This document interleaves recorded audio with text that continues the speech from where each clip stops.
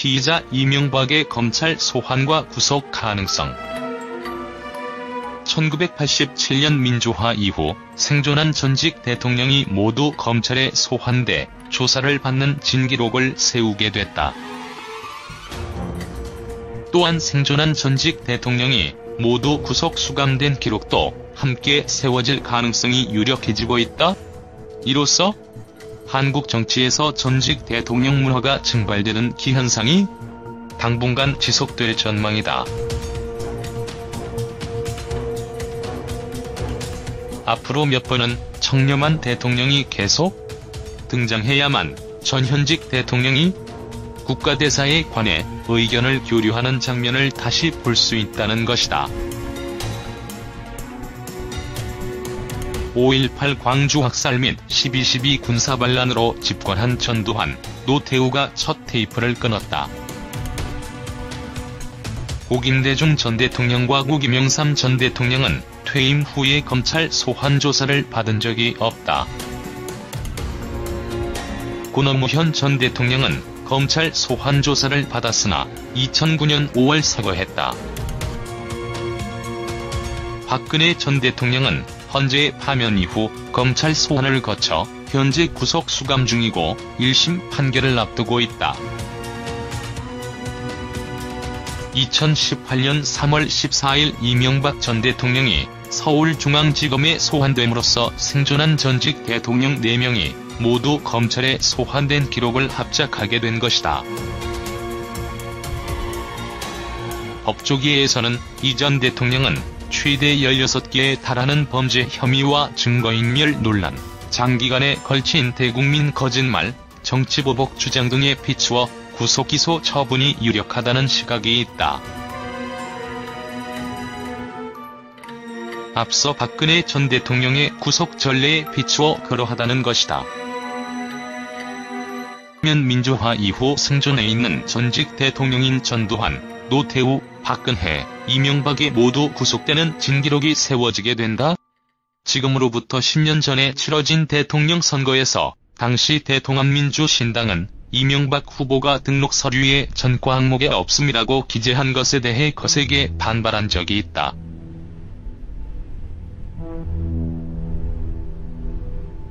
전과 16범이라는 논란이 있는데 전과 없음으로 기록한 것은 진실과 어긋난 것이라고 주장했던 것이다.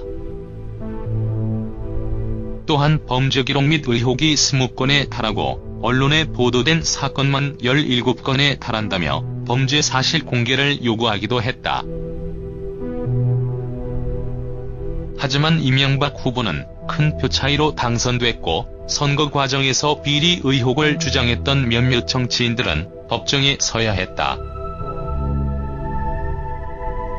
공교롭게도 10년 전에 이명박 후보에게 전과 14범, 15범, 16범, 17범 등으로 혼란스럽게 회자되던 이야기들이 지금은 이명박 전 대통령에게 적용될 혐의가 14개, 15개, 16개 등으로 거론되고 있다.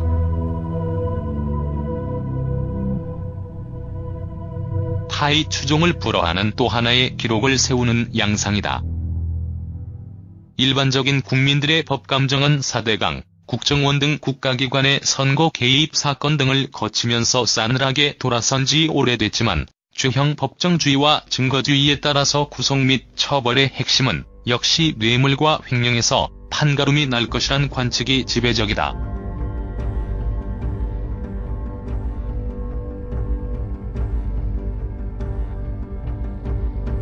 뇌물 혐의는 다스의 BBK 투자금 반환 소송 비용을 삼성이 대납한 70억 원을 비롯해서 100원이 넘는다.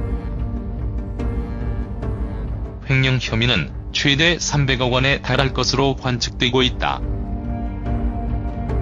전체적으로 400억 원 규모의 부패 혐의가 입증되면 중형이 예상되고 거액의 탈세 혐의가 덧붙여질 가능성이 높다.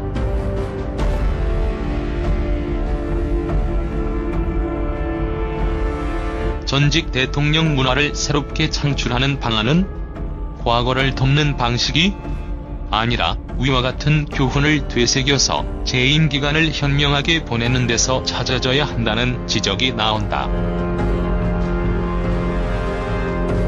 특히 부패 혐의가 없도록 측근과 친인척을 철저히 관리해야 한다.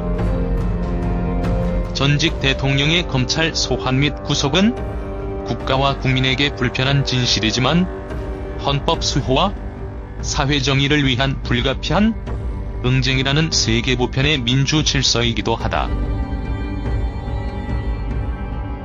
불과 5년의 임기를 위임받은 대통령이 마치 중국의 천자처럼 무소불위의 망상에 빠지는 것이 권력의 마성, 권력의 도취, 권력의 자기기만이다. 씁쓸한 전직 대통령들의 기록 세우기에 종언을 구하기 위해서는 살아있는 권력의 절제와 자기정화가 핵심 관건이라는 것은 더 말할 나위도 없다.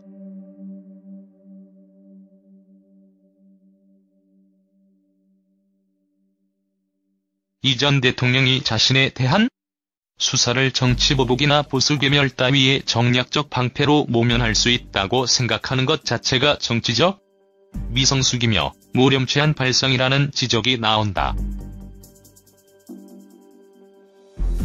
어느 정파를 떠나서 자기 세력의 유불리를 따져 진영 논리를 동원해서 보수의 괴멸이나 진보의 분열 등을 내세워 책임 정치를 몰각시키려는 시도는 이제 그만두어야 한다.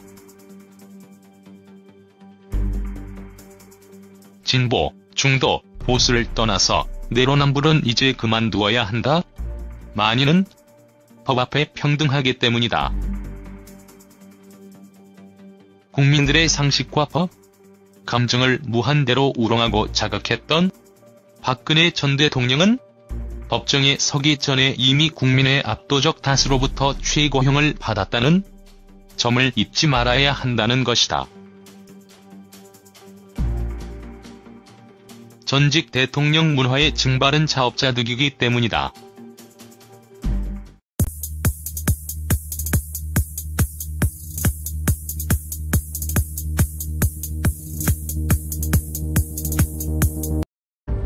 뇌물 혐의는 다스의 BBK 투자금 반환 소송 비용을 삼성이 대납한 70억 원을 비롯해서 100원이 넘는다. 횡령 혐의는 최대 300억 원에 달할 것으로 관측되고 있다. 전체적으로 400억 원 규모의 부패 혐의가 입증되면 중형이 예상되고 거액의 탈세 혐의가 덧붙여질 가능성이 높다.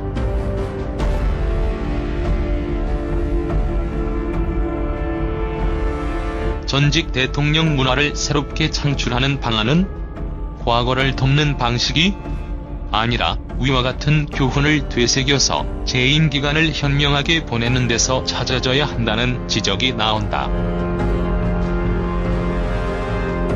특히 부패 혐의가 없도록 측근과 친인척을 철저히 관리해야 한다.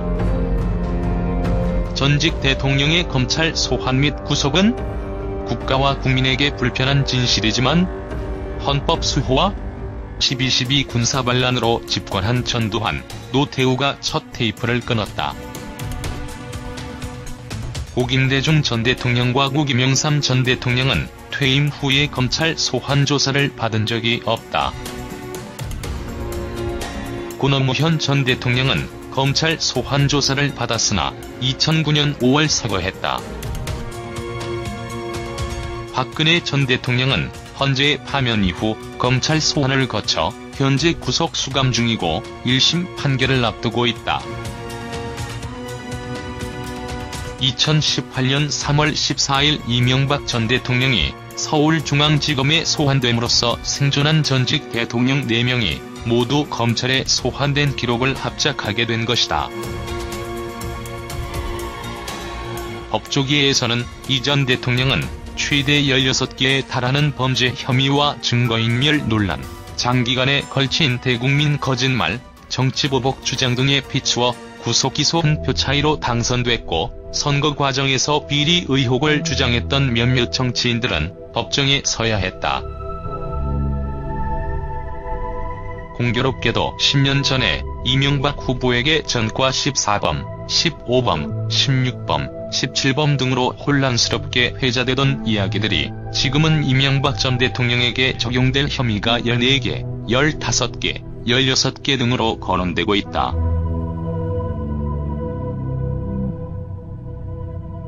타의 추종을 불허하는 또 하나의 기록을 세우는 양상이다. 일반적인 국민들의 법감정은 4대강, 국정원 등 국가기관의 선거 개입 사건 등을 거치면서 싸늘하게 돌아선 지 오래됐지만 죄형 법정주의와 증거주의에 따라서 구속 및 처벌의 핵심은 역시 뇌물과 횡령에서 판가름이 날 것이란 관측이 지배적이다.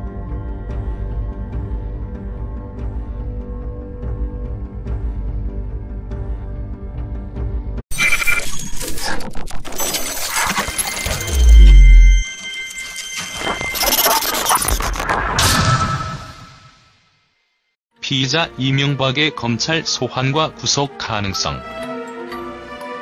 1987년 민주화 이후 생존한 전직 대통령이 모두 검찰에 소환돼 조사를 받는 진기록을 세우게 됐다.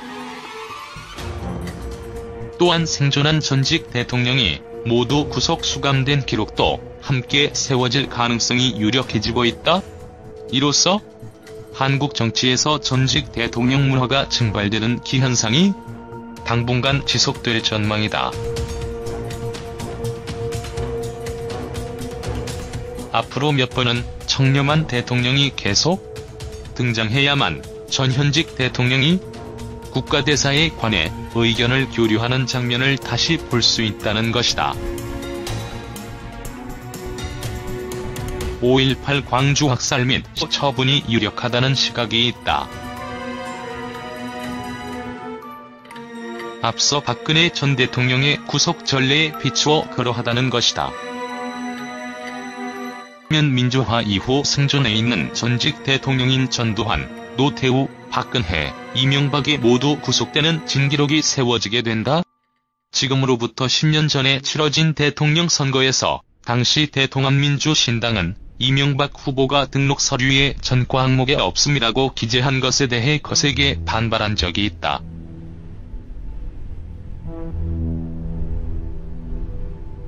전과 16범이라는 논란이 있는데 전과 없음으로 기록한 것은 진실과 어긋난 것이라고 주장했던 것이다.